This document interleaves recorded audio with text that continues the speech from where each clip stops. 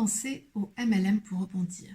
Le MLM, c'est le Multi-Level Marketing, appelé plus communément marketing de réseau ou marketing relationnel. Aujourd'hui, il existe plusieurs formes de redistribution. Vous avez un moyen de distribution traditionnel, c'est celui que l'on connaît tous, celui qui existe depuis plus de 300 ans. Vous avez une société, un client, et entre vous avez énormément d'intermédiaires. De plus, cette société, pour faire connaître son produit, elle va utiliser la publicité et le marketing, ce qui lui coûte beaucoup d'argent.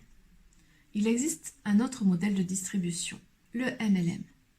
Pareil, vous avez une société, un client, et entre, vous n'avez qu'un seul intermédiaire, un distributeur, qui va redistribuer le produit ou le service sous le statut de VDI.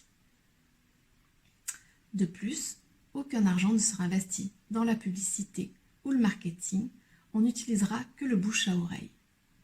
C'est un modèle économique, efficace et participatif.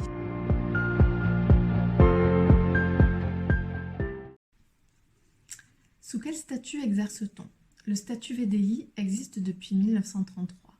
C'est un statut qui est particulièrement adapté au démarrage d'une activité ou dans le cadre d'une activité complémentaire ou occasionnelle. Le statut est assimilé salarié au regard de la sécurité sociale et indépendant au regard de l'administration fiscale.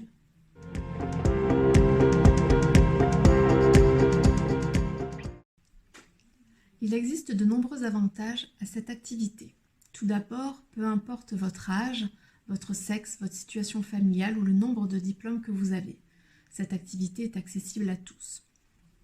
De plus, cette activité est vraiment flexible et permet de s'adapter à vous et à vos besoins. Vous trouverez aussi de nombreuses formations, que ce soit en interne ou en externe, qui vous permettront d'évoluer. Et vous pourrez aussi gagner de l'argent très rapidement car le coût d'investissement est très faible au début. Il existe aussi des inconvénients. L'inconvénient, c'est que le statut de VDI est très peu connu. De plus, l'activité a une très mauvaise image. Pourtant, c'est une activité qui est en pleine expansion et qui se développe depuis de très nombreuses années.